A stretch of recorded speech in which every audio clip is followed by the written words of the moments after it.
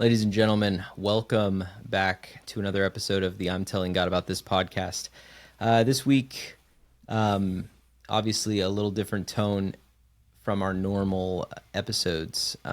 And today we're gonna record and release this tonight. So when you see this, it'll be right after we've recorded it, because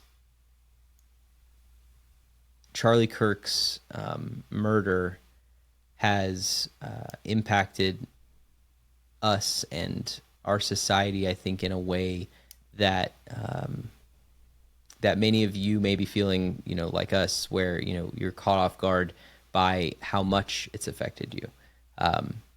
And our hope in producing this episode is to share our thought processes. These are my friends here. And these are the people that, we call and we talk to as we're processing these things.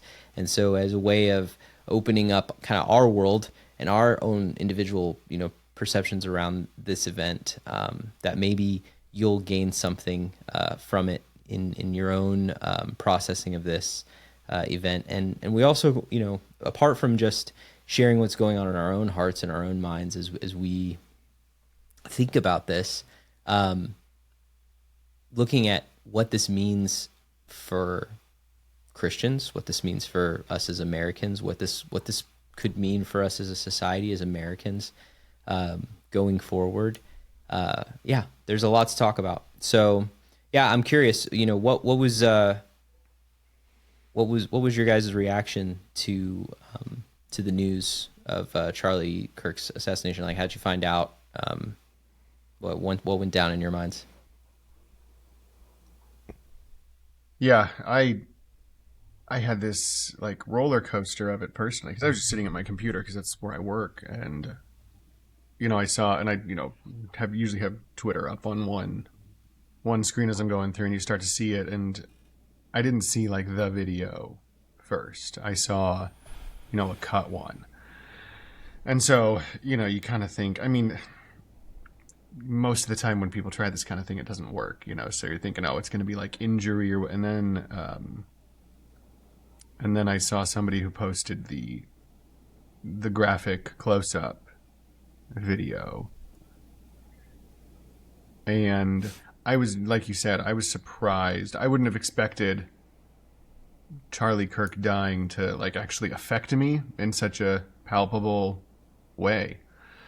And I knew who he was, obviously. I in particular, because I don't subscribe to his content, and I don't like make a habit of watching his shows. I see clips like anybody else, but I wouldn't have expected if someone said, "Hey, boy, when Charlie Kirk dies, you're going to be really, really kind of broken up for that." And I would have been like, "Wow, why?" And I think part of it is just that he was such a hard worker for moving society and culture and politics in the right direction. And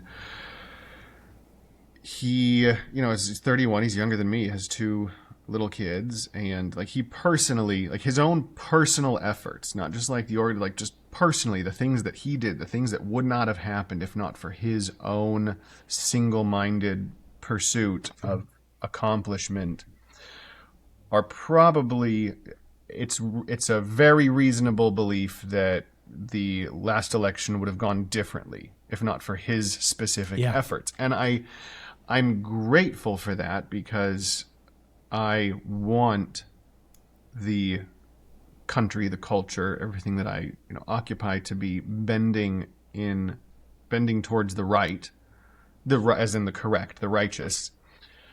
And this guy moved heaven and earth and made a lot of personal sacrifices and was very driven, working hard for that. And I get to sit here continuing to reap the benefits of all of that hard work while his children grow up without a father. And and maybe it's just because, in terms of age and family status, you look at that and you think, and part of it is just that this was not like a firebrand guy. Like the biggest criticism you'll see from the people who are celebrating his death, I won't sugarcoat it, is that, well, I mean, he didn't believe in gun control and all this, and so it's just like, oh, okay, so that's what's so offensive to you that you can say, well, you get what you get, and it's like, you could just say you're glad that he's dead. That would be easier than trying to dress it up as some political point. But seeing that and realizing that there's a whole lot of people, and people are documenting these and collecting them for posterity, and those people are celebrating a death of someone who believed many of the same things that I believe, and they're doing it pretty unapologetically, and they're doing it openly. So, yeah. No, I mean, thanks for sharing that, Tim. I equally saw it on X pretty fast. I also have my feed open, so like pretty immediate, and then saw the graphic video, which if you're listening to this and you haven't seen the graphic video, let me encourage you not to go watch it. I disagree. You need to burn that into your retina. I'm serious. If you ever feel unmotivated to do what you can to further what was certainly Charlie Kirk's mission, which is both the political and the Christian strengthening and edification of our society. I think that seeing that kind of tragedy in full color, if you can handle it, if you have the constitution to handle it. If you can handle it. I told my wife not to go watch it because with all love and respect, I don't think that she can handle it. But yeah. I think that's a good point. I just want to pause on that because, Nick, I want you to share what you were thinking too. But I do think this is a good question because this is something that comes up a lot. Unfortunately, we're exposed to a lot of these things these days. And I know a lot of people may struggle with the notion of like, should I find this? Should I expose myself to, the reality of that? And yeah, that's a hard question. I think we have to understand that you can't unsee those kinds of things. And I think it's a blessing to live in a world in many cases where we're not forced to be exposed to those kinds of atrocities. But at the same time, I think to not allow yourself to see something for what it is makes it very hard for you to consider it in context, truly in context. We talked about in the last episode, horrible atrocities. We were talking about the sovereignty of God and horrible atrocities happening to, a young girl, and how, it's easy for us to say, well, some people or for Calvinists or other, denominations to be like, well, God predestines some people to go to hell, and it's an easy thing to say, oh, go to hell, right? But like to suggest that like hell is infinitely worse than any atrocity we can experience on earth, and yet to be uncomfortable by the prospect of, being confronted with something that maybe touches a little close to home. And there is something about that. There's something about seeing someone die and the finality of that, especially if you have context for that yeah, I think there's that. I unfortunately think there's some value to that. No, I actually do appreciate that point. I didn't think about it through that lens, and with the preface of, if you can handle it, it is wise potentially to look. Certain individuals, it is hard to handle. It is, in a very real sense, traumatic. It is. And then other individuals, you may not need to see it because you're already on the front lines with us. And that's great too. But to your point, I see the nuance. Yeah. But I told my wife, don't go look at it, because in my home and in my context, it would wreck her for weeks. And things spin out of control fast, not because she's weak, but because she is empathetic and because she sees the two children. So for me, it definitely impacted me when I saw it happen. And then, I don't know, for me, in a weird way, I see everything that I agree with and see everything that Tim said. But for me, I saw him as a bastion and one of the tips of the spears for Christianity in politics, there's kind of these different circles. There's like Christians in Christian circles, and then Christians in political circles. And I have seen him and watched him speak at marriage conferences with his wife. I have seen him talk at length about his faith. And I don't know, for me, I think it hit home because of his age. And I'm in the season of life that I'm in right now. Imagining those children not having a father gives me very righteous anger. And I'm curious what you guys think about the statement that I'm about to make, but in some very real sense, I have to do my own personal internal distance management in certain instances like this, because it does scare me with where the depths of that can go in rage, in anger, in whatever words you want to put around it. And I'm not saying that that's happening or I'm reflexing to it, but the closer that I find myself looking at injustice and that level of darkness, the more I want to do things that are not wise. And no one in this podcast is calling for violence, and no one in this podcast is calling for civil war. I'm just being honest and transparent. Yeah, Right. I think that that's a pretty common revulsion in our culture to have what are basically like looking into some pretty dark places, Yeah. which is a pretty natural thing. Oh, no, no, no. I don't think that's right, because you have dozens of psalms, some of which are entirely imprecatory and some of There we which are go. partially so. And the things that are, was that what you were going to say, Yep. Josh? No, go ahead. The things that, the things that are said in those, what are essentially prayers, are people would lose their jobs if you went and posted them on social media today, wishing them on your enemies. So Right? let's talk about that, because that's the precatory psalms. Which What is does that he's word referring mean? to. You have to Precatory- explain. These are like they're basically like rage psalms. They're psalms Got that are it. calling for the destruction. So we would read these, and some of them, call for like the smashing of Hebrew death our metal. enemies' babies on the ground. Like they're horrible things, right?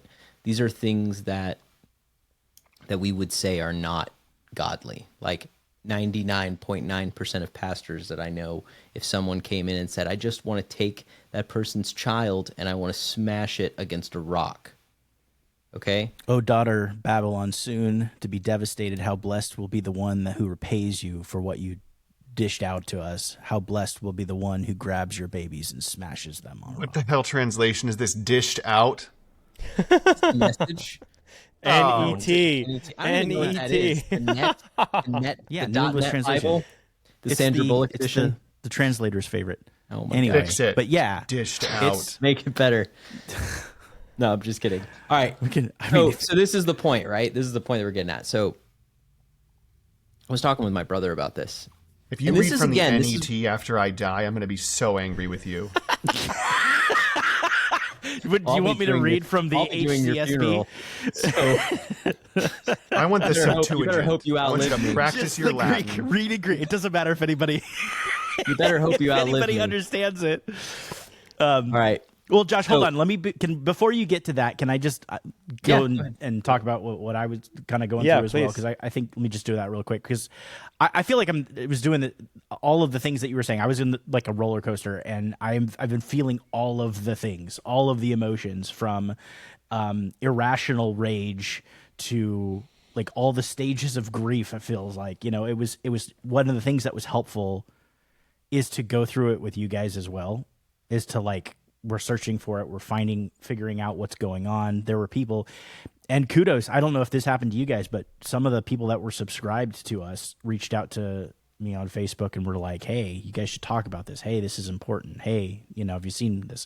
And so, thanks for all the people that did reach out and asking us about this. Because yeah, definitely. But it was helpful to have somebody to go through with this and process it. And I've also had people that I've called and talked to about this that has helped me process like where is the balance here? What is the right response? What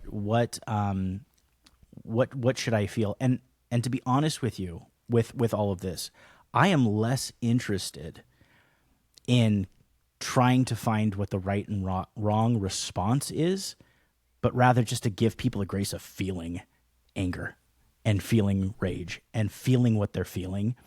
Like, I don't want to sugarcoat it. Like, what happened was evil. And I feel like that's the thing that I'm processing right now, because in the midst of grief, like, we feel certain ways, and I don't know if it's healthy really to go and say, no, let's suppress this feeling. Let's suppress this. What would Jesus do? You know, because the reality is, I think that there's the things that I'm seeing online where people are saying, remember, Jesus tells us, Paul tells us to love our enemies and pray for those who persecute you. I think that is entirely out of context of the reality of what is happening. I think that Jesus says, love your enemies, but he doesn't say that they're not our enemies. And I think that there's a distinction to be made there, right? Like, I think there's also a linguistic enemies. distinction, because the English enemy is not as that's a much that can be used in a much broader context in English than that specific word in Greek is. Like, enemy, like the neighbor that I had who kept walking his dog on my yard to poop. That guy was my enemy in the sense of how it's used instead of a blood feud. Right. Right. You know, that's a good distinction, Tim. Good to bring that up. But I think that the point in all of this is we're fighting against powers and principalities. I think the things that are happening in the spiritual realm, in this unseen realm, are affecting the physical realm.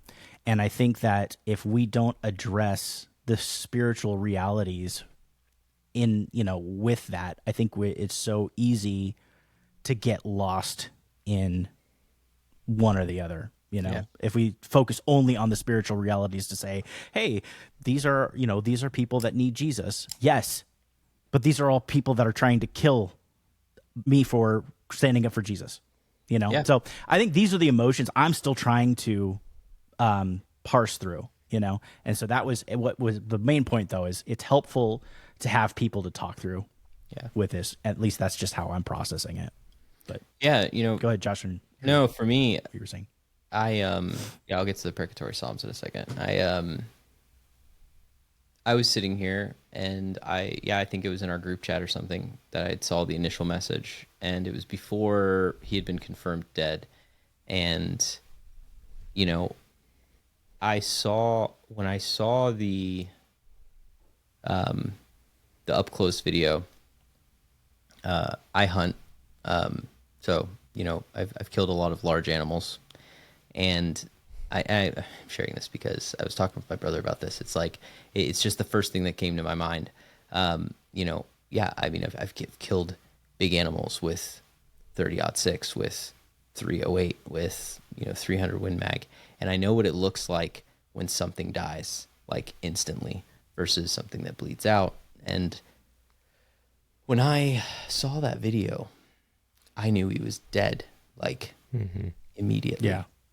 I don't think that he ever had a pulse, regardless of what the story was. And I think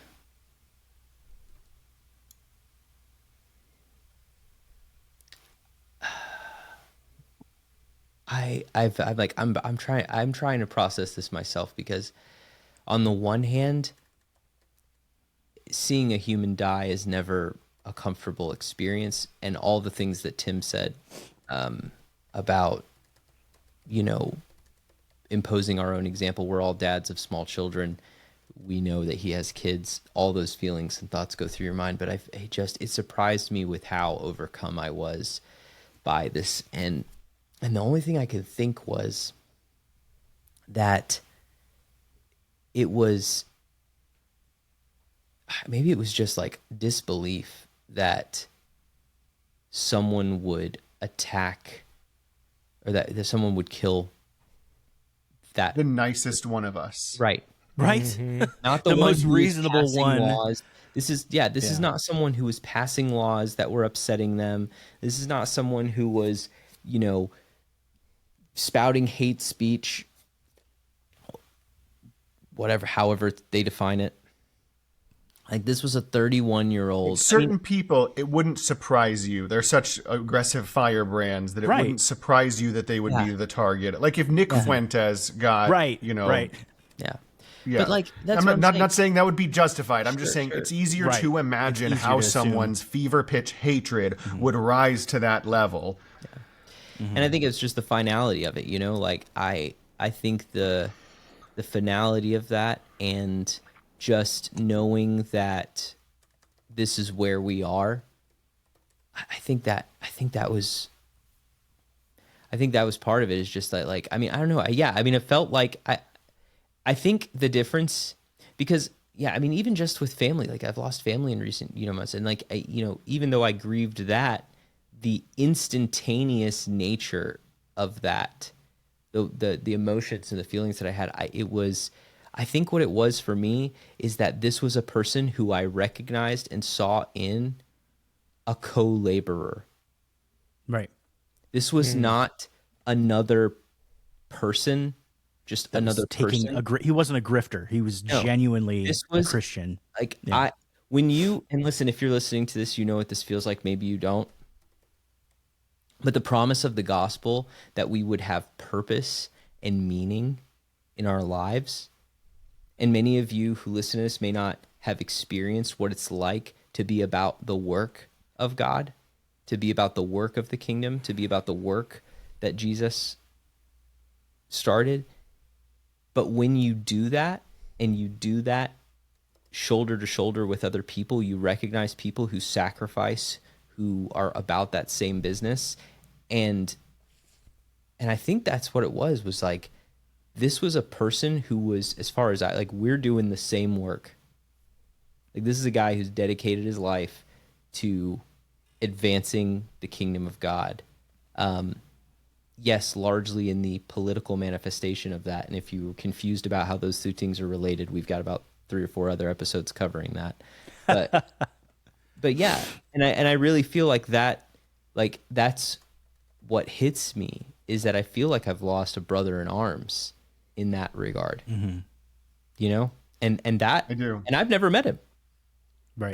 But isn't that the promise of the kingdom, you know? Well, that is the truth. Like the reality of what we're doing now. Like this, I'm telling God about this podcast, birthed out of our friendship of just hanging out and talking and spewing our opinions and disagreeing and having conversations like we would have when we were all together. Like that's what this is. But what we're also doing is we're promoting the kingdom of God.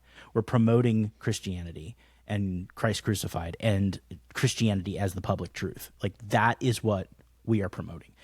We comment on politics, but that's not generally what this podcast is. We try not to go and be swayed by the topic of the day or anything like that.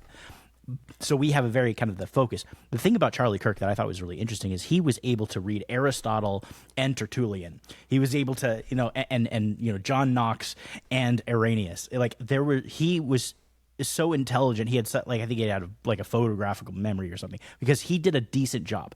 And so when he defended the faith and used Christian apologetics at his rallies, that is probably the first time, other than what Cliff Knill and them, that's the first time that on a mainstream you would see the mixture of the holy and religious and the political.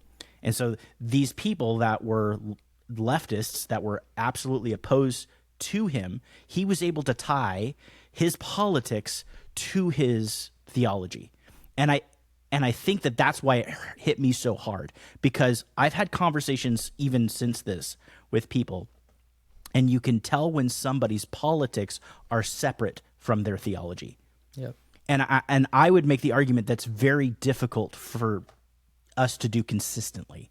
Yeah. My theology drives my politics. That's called integrity. That's what we keep trying to nail.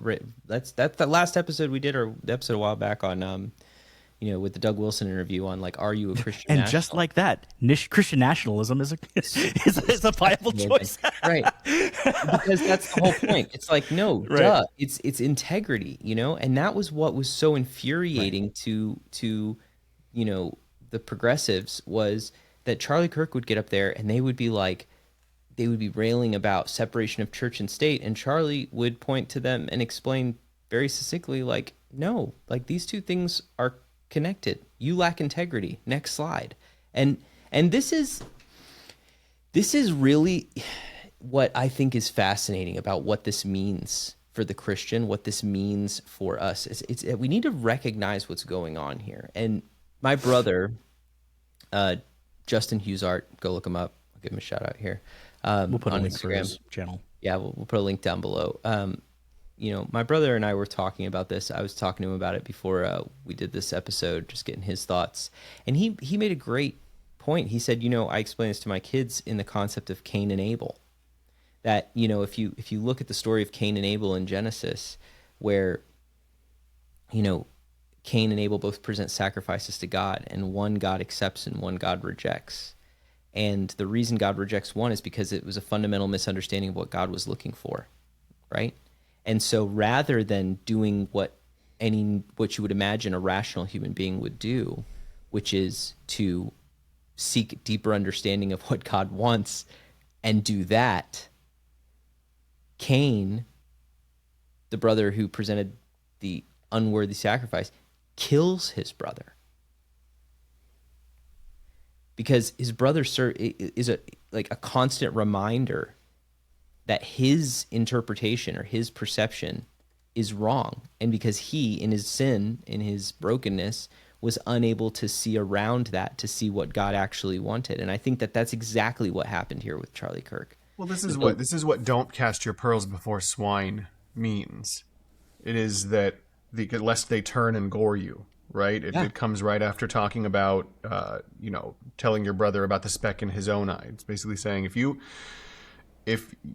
like the unbeliever, the wicked, are allergic to truth and conviction, and if you continuously recognize that these people are not or fail to recognize that these people are not of a mind to be anything other than an enemy, that you are going to simply provoke their unbridled, violent response, because people cannot tolerate the exposure of how they look against the yardstick of actual righteousness. That's it. And that's it. It's Charlie Kirk held a mirror. He would go to college campuses. Yeah. Just cesspools of deconstruction and debauchery, which is ripe and fertile soil for the gospel. And he would hold a mirror up. He would simply stand there and say, go ahead. Give me your witty thoughts, your little quips, your 10-cent philosophy, arguments, and I'm going to show you why you're wrong. And there's no apart or implodes on itself. Yeah. You cannot, and this is the best part, like you're not going to find videos of Charlie Kirk shutting people down because their argument makes too much sense. You're going to find videos of people flaming out because they don't know what to do next once they've been, completely dismantled. And so what do, right? This is what happens. When they can't deal with the mirror, they break the mirror. And then God says, "What have you done? Listen, your brother's blood cries out to me from the ground." Yeah. That's God speaking. Yeah. Yeah. The guilt. I think Cain suffers from the same thing that I think this particular ideology suffers from, is it shakes its fist at God and says, "My will be done." Mm-hmm. Right? Like, I want to be the determination of what is good and holy. I want to build a tower so that I will be like the gods. I want to eat the fruit because I want to, determine what right and wrong is. Yeah. Right? That's to Tim's point, it's like, what do you do? What do? You can just all you can do is you can say, "Hey, here's the truth," but I can't make you accept the truth when you're shaking your fist at the truth. I'm not going to go and be patient and say, let me just let you go and try to destroy the altar and the sacrifice, that is holy and true. That's So yeah. Everything is. It feels like everything has shifted. yeah, which is interesting, Everything has right? shifted. Because It Charlie is. Kirk, Yeah, go ahead. yeah, I think this is going where you're going. I'll give it over to you, Tim, after this. But like, I think it's prophetic. Charlie Kirk named his organization Turning Point, but nothing had happened at that point when he made that.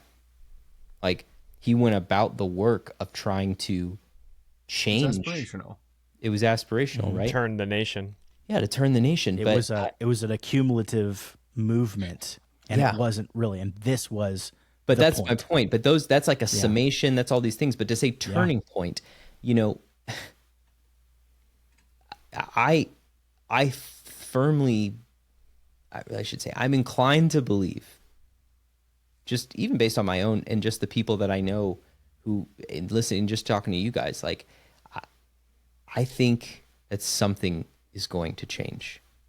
I have no idea what that's going to look like yet, but this is a bell you can't unring.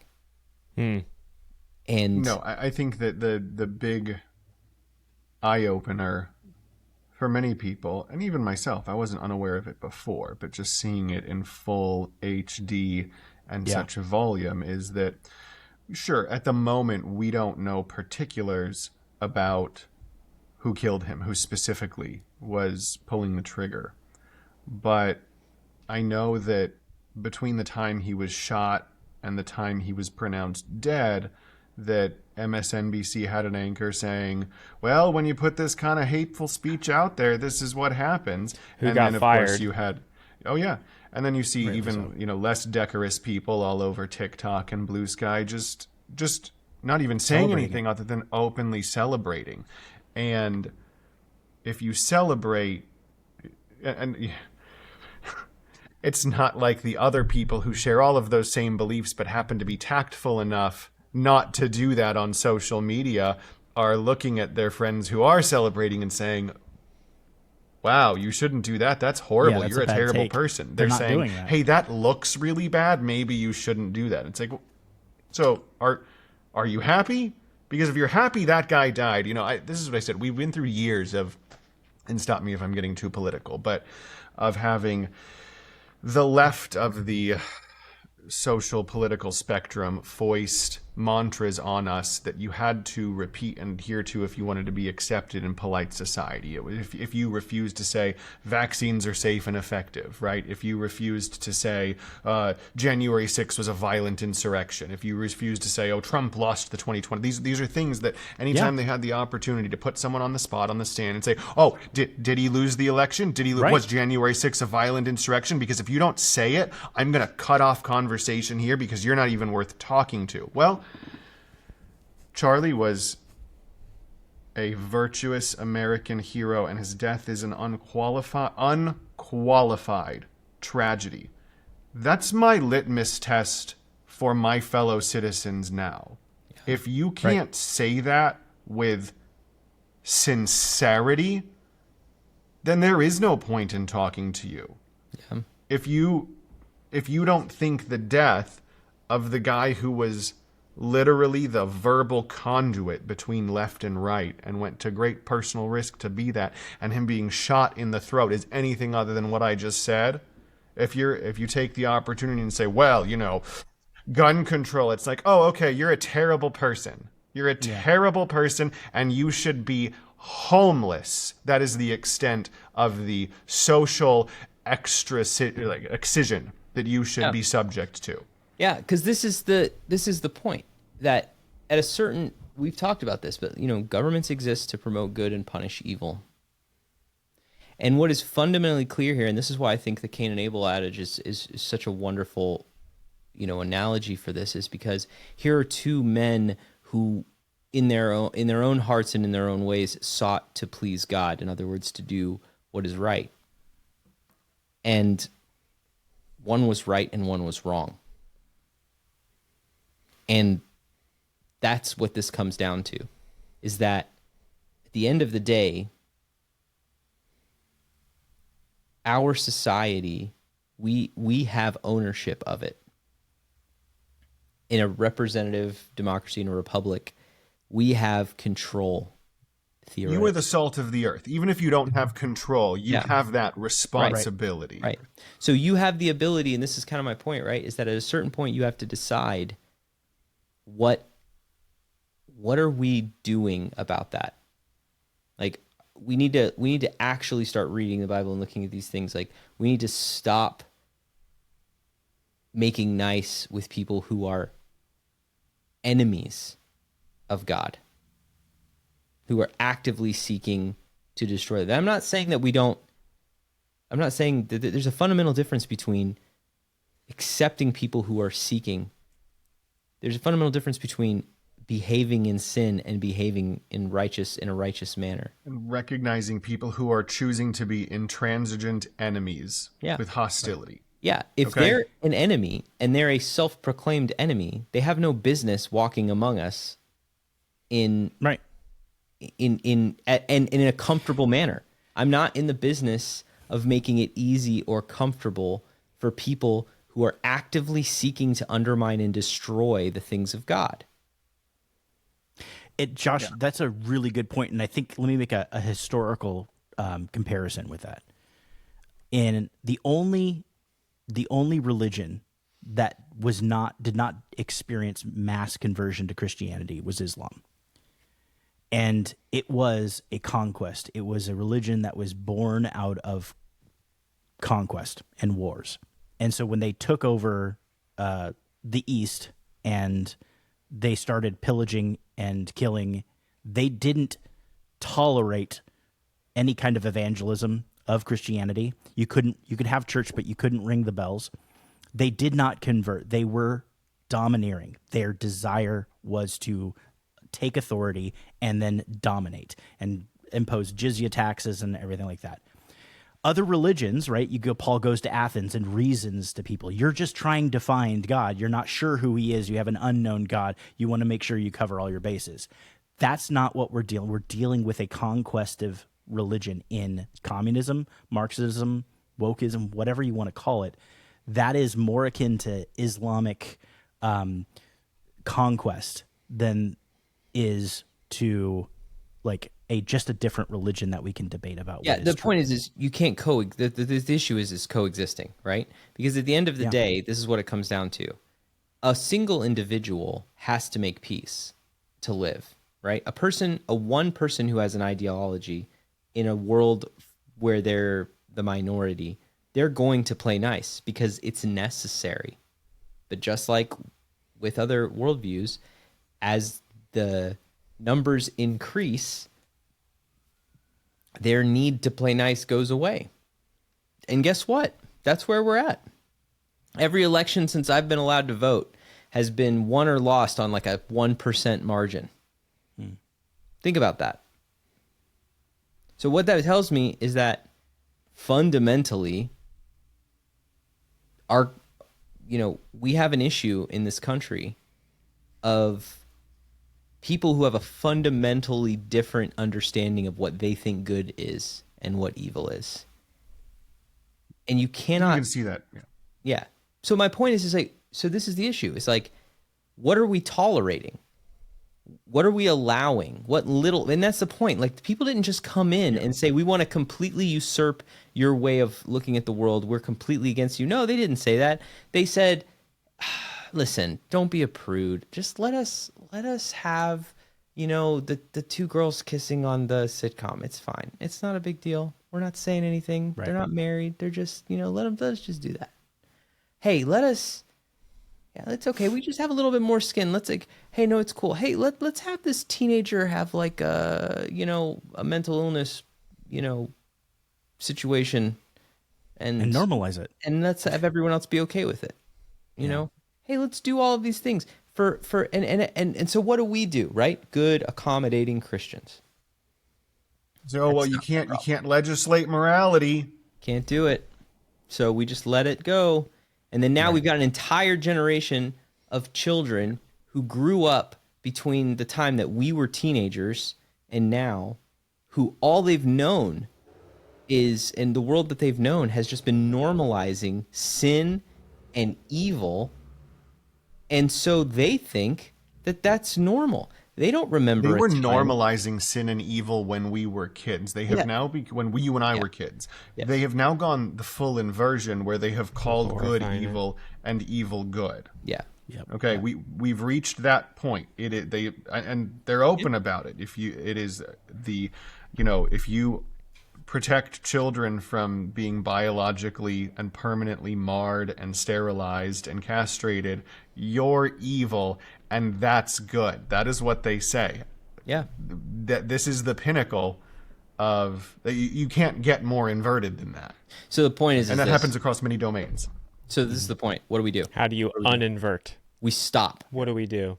No more ground. No ground given. And not just, I'm not going to allow these things anymore. We start taking background. We start demanding righteousness. We start demanding that public spaces be free of this kind of garbage. We start normalizing people striving for a moral good. We stop saying and pretending that just because our country has freedom of religion, that we don't have a moral foundation. Like, yes, you're welcome to come here, but what you do here, you will do in the manner that we find acceptable or unacceptable. And I'm not saying this is the national level, because that's not how our country is designed to work. I'm talking about this at the county, the state, those levels, right? Because listen, if Islam decides to take over Michigan and they're the majority and they decide to rule in that, hey, you know what? Our government system was designed in such a way that it allows for that to happen. I totally disagree with you. We should be Different denaturalizing podcast. and expelling. Here's the thing. Saying Well, the way that's our what current so system exists. with That's the how Mormons, when they were Correct. doing polygamy in Utah in the mid 1800s, the Yep. government Yep. came in and said, "Hey, we're Kicked going to them out. change the laws so that you can't do that." Right? So, like in the But we same can. sense that it is the appropriate response, and this is what you're talking about. Don't give up more ground, right? That's it. I think that and take back ground. Here's the law of the land. There is no Sharia law in the land. There are no spaces where individuals can take over cities and riot unpunished. Yeah. There is no ability for you to essentially close off sections and create autonomous zones Chaz. and let that go on for so long. And in addition to that, if you promote that, there should be a social contract to say, look, we're not doing that anymore. have those. Because They're we called- see where see what that the fruition of that happens. Yeah. And, Here's the and, thing. and If go ahead. if we want to avoid, and I say civil, like we refer to the Civil War that we had in this country, and the shape of that was very much pitched battle civil war. That's not actually how most civil wars behave, most revolutions. You look at how, the Russian Revolution, the French Revolution, well, any number of things in French, frankly. Spain, all of these countries that had them. It's actually, the American one is a real oddity, where you have actual formal militaries, and that's just a consequence of the very geographic divide that precipitated that conflict in the first place.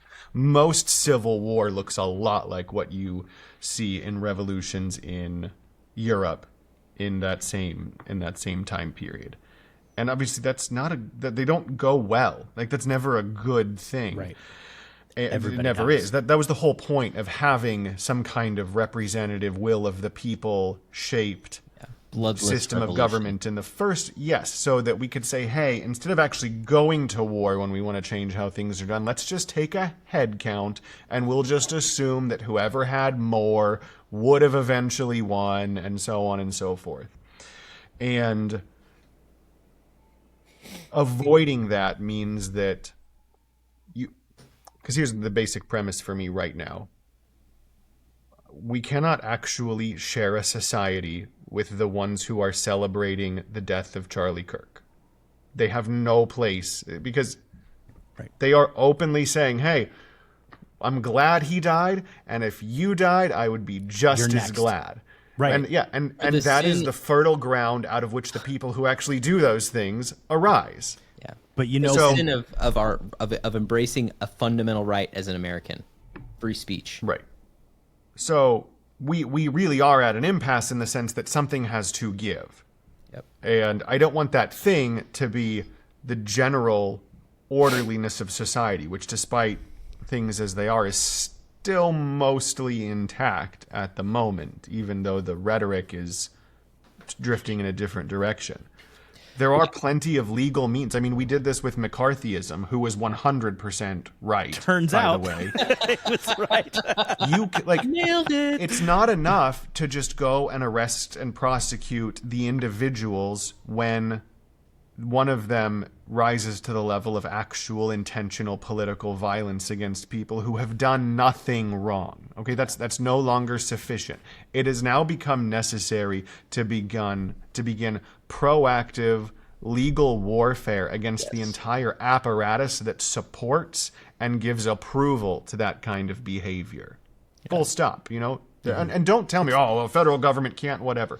If you look at the Biden's Justice Department playbook and how they responded to the January 6 defendants, you cannot tell me that the federal government does not have the capacity and the authority to do exactly what I am saying they should do. Yeah. Yeah. And they called them insurrectionists, and then they called anybody that disagrees with them domestic terrorists, and that's the definition of terrorism, right? Is violence or for political gain. That's what this is, and so anybody that is supporting violence for political intimidation, technically, that's a terrorist. That's right. Just We plain don't and simple. The reason that's a the meaningful terrorists. distinction is because you're now going into the realm of violence. You have now left the realm of civil government, cooperative representative government, and federalism and all these other things. Once you cross over into random violence, because I think things should be done another way, and so I'm going to use violence to bend things towards the way I want them to be. You've set all of that aside. So if there's, and that's kind of the point when I say you can't have a society with these people. You have a significant group of people, and you cannot tell me, oh, well, yeah, you can find wingnuts on social media for whatever. You can do polls, and a non-trivial plurality of people on the left will report that they believe that violence is sometimes justified for A, B, or C reason, or whatever it is. If you have people who are believing that, who are willing to give cover and create the echo chamber in which some people are willing to say, oh, well, maybe violence is justified, they have rejected the entire premise of our society and the way that we are supposed to interact with each other within it. That's it. You can't have. I mean, so here's the fundamental. This is a sum up on this: is that we are at war with the world as Christians. We do not wrestle against flesh and blood, but against rulers, principalities. Like, this is not like when you look at Ephesians, you break that book into two parts with one little tagline: who you are in Christ, like your identity in Christ. Second half, how then should I live? And then this last little part, the armor of God. And why does Paul do that? I think Ephesians is the summation of Paul's understanding of Christian theology. And he ends with the armor of God because the expectation is, if you do this, if you live this way, You're a target. you will face conflict. You are in the fight. I love that. And don't pretend Shia like you're not. LaBeouf. You Yeah, can't I love- pretend like you're not in the No, fight anymore. You can't. Well, I don't know what movie it was. Fury. No, not that one. It's actually the better Which one. is great. It's but the yeah. one. It's like the peanut butter something, like where he's Peanut Butter got- Falcon. Yeah, peanut butter falcon. And he's like, are we gonna die? He's like, of course you're gonna die. Question is if you're gonna have a good story to tell. And how, then he says an expletive, and he's like, this is what you asked for. Let's go. And he's like, this is it. This is what we're here to do. And so what I think this is kind of ripping the Band-Aid off to a certain effect, and what I hope it opens people's eyes to is that you're in this fight. If you are a Christian, if you have values, if you're an American citizen, and this is really important because I don't want this to be taken out of context. This podcast is communication for the church, for Christians. That is the primary audience of this organization. And so what we're trying to communicate here is this: like, you are in a conflict, whether you wanted to be or not.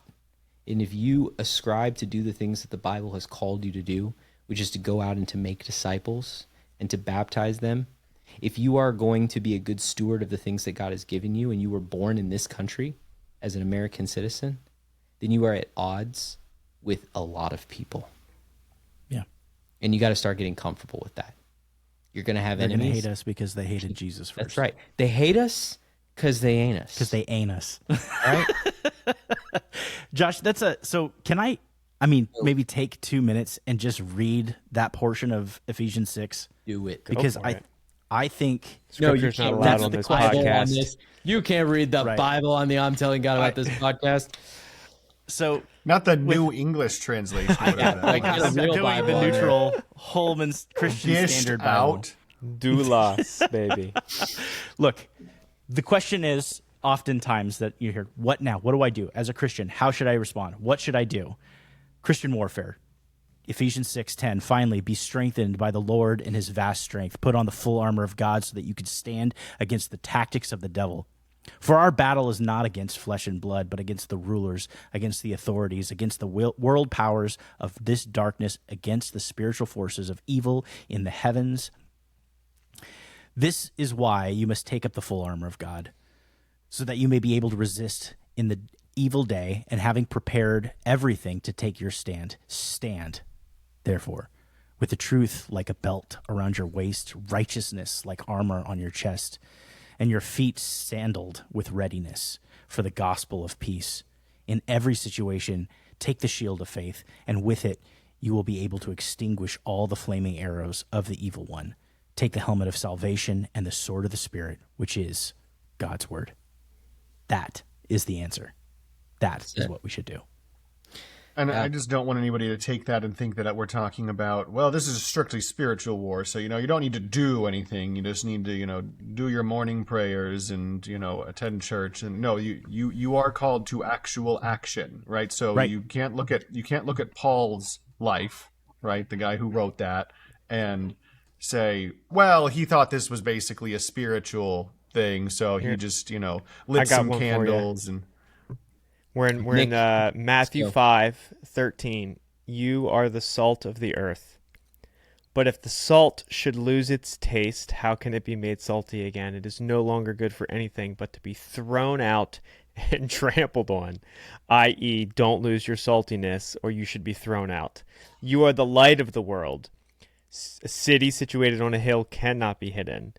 No one lights a lamp and puts it under a basket, but rather on a lampstand. So do not hide your light. Do not lose your saltiness. In the same way, let your light shine before men, so that they may see you, your good works, and give glory to God, your Father in heaven.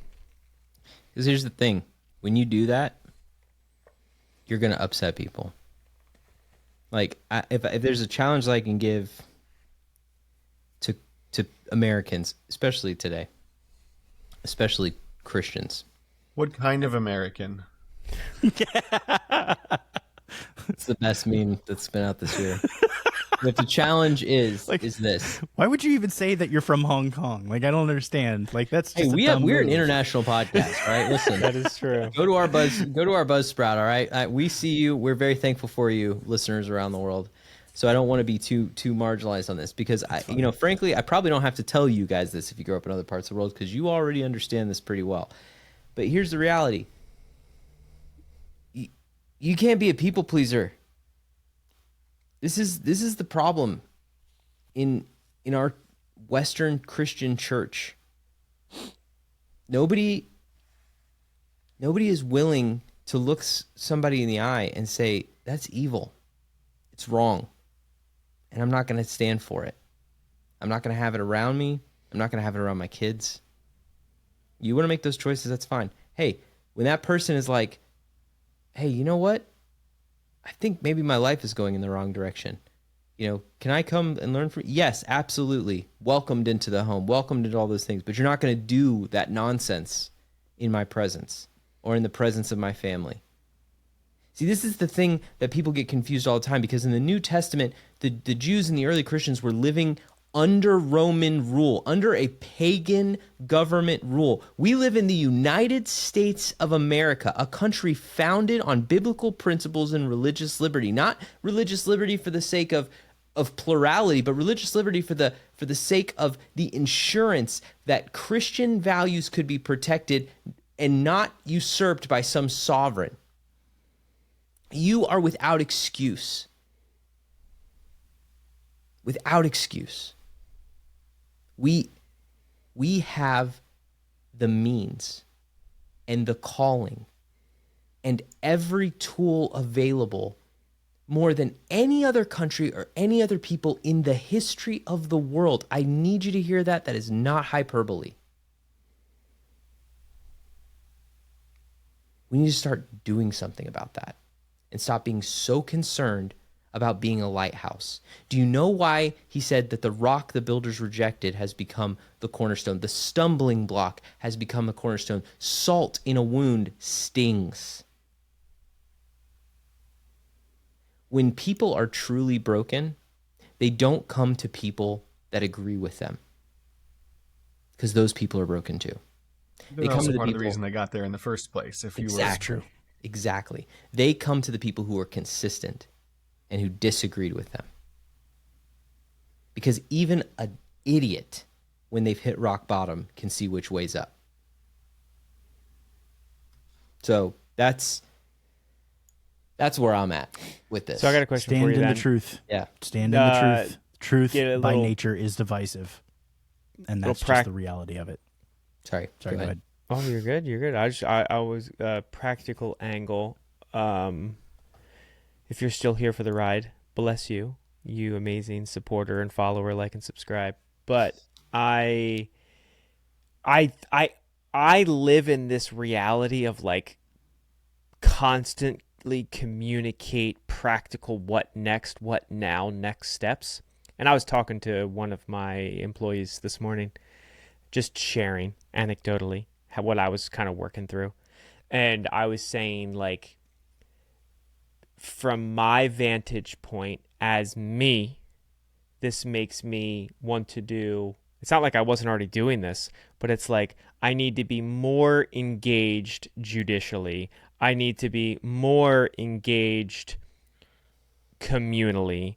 I need to be more engaged spiritually, communally. I don't know, like I try and apply it, like, what do I do now? Like, yeah, well, I'll tell you kind of where I've been thinking on those lines, and part of it is just that one of the sort of I guess white pill things that you can draw specifically from Charlie is that you can, through effort, change your country. Yeah. He did that.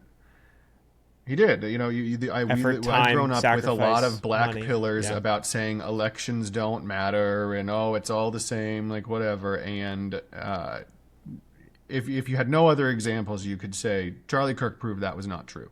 Yep. And while he was doing that, I did basically nothing. And yet reaped, like I said before, all of the rewards of the efforts of others doing that. And there is a lot to be done. There's a lot that can be done. Sometimes it's, money, sometimes it's time, whatever it is. I don't know what all that looks like, for me personally, but I do feel the need to pay off some of the debt. That's good. I like it. Well put. Yeah. And that's what I'm trying to say. Like, the whole reason we created this podcast, the whole reason it's called I'm Telling God About This, was the notion that people weren't talking in the open about the things that were going on from a Christian perspective, because we wanted to preserve the relationship. We don't want to make people upset. I don't want my boss to find out that this is what, I think I don't want to upset somebody. They may disagree with me. Like, the whole idea was that you could tune in somewhere and hear a candid conversation between grown-ups who love the Lord, who have families like you, who have jobs like you, who and get to hear that conversation, and that it might empower and embolden you to have a conversation in your space. That you might hear a thought process or a way of approaching a topic. I mean, we don't make celebrity clickbait conversion videos for no reason. Like, the whole point is, if someone's talking about it, we want to hear a real Christian perspective on it. Right. I want people to be vocal about their faith. I want other people to be concerned about offending us and not the other way around.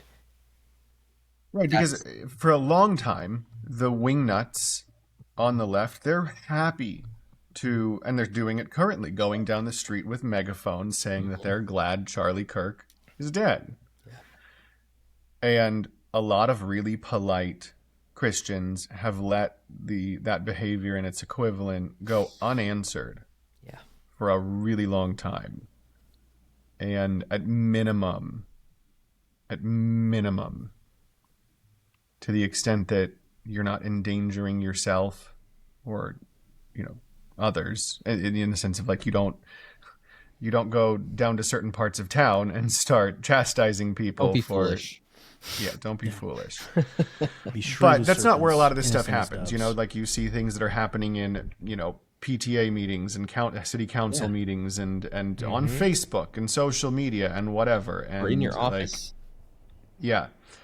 And sometimes it's okay to just scoff at it and say, this is dumb. Well, that's a choice. Yeah. Or take formal action. Like, this is the reality. If you have the avenue, I don't even care if it's in bad faith at this point, because people who agree with you, before they were getting shot, they were getting debanked, they were getting fired, they were getting written up by HR for the most spurious. Yeah. Right.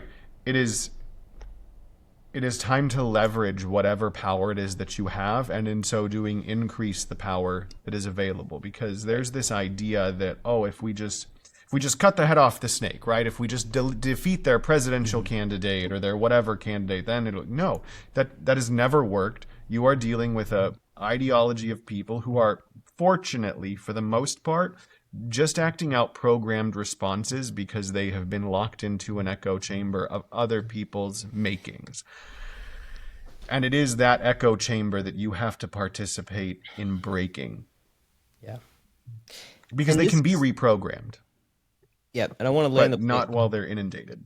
I want to land the plane with this, going back, because we never finished our concept about the precatory psalms, and this is where we'll land it. Why do the precatory psalms exist?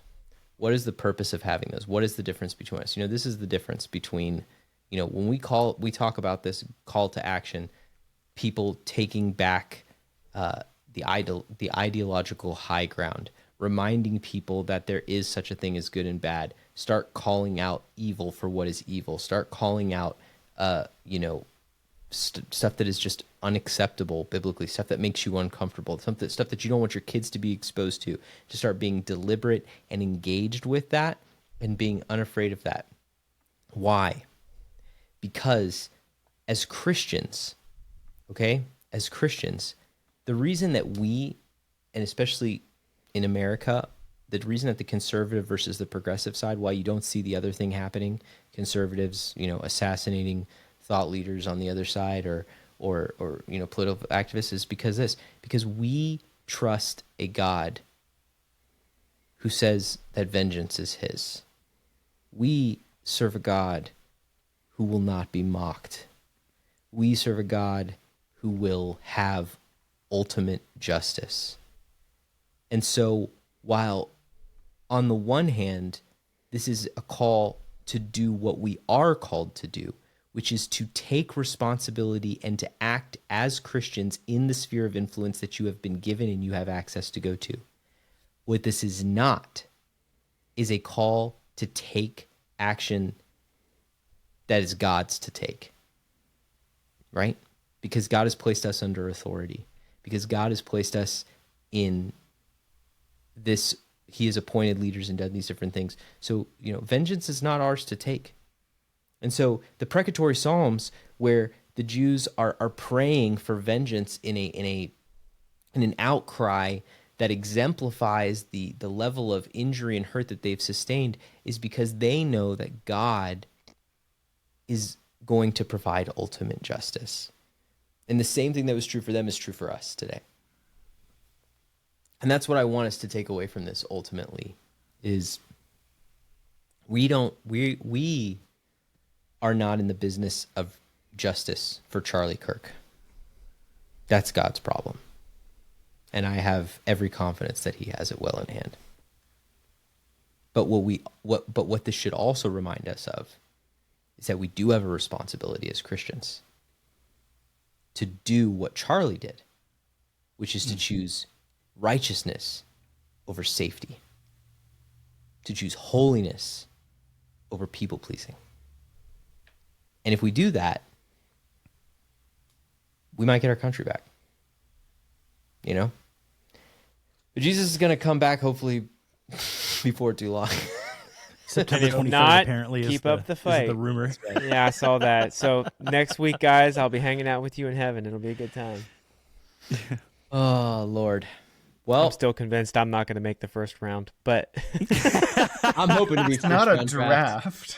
It's my ADP is at least third round. So, I mean,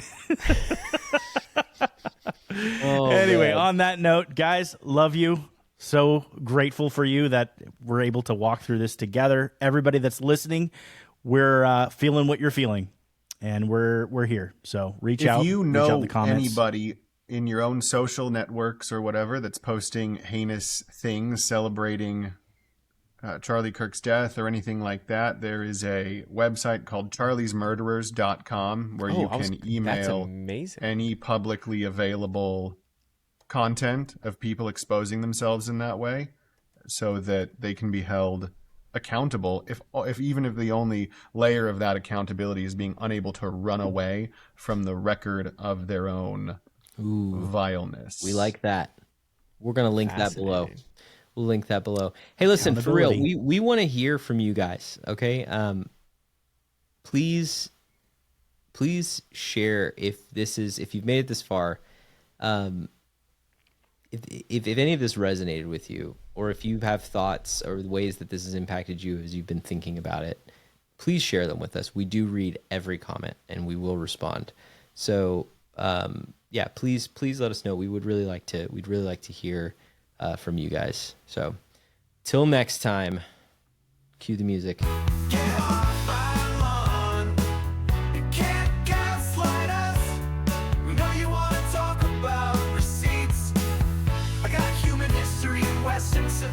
What do you have? 20 years of dumpster fires, purple hair, people who don't know which bathroom to go into. Get off my lawn.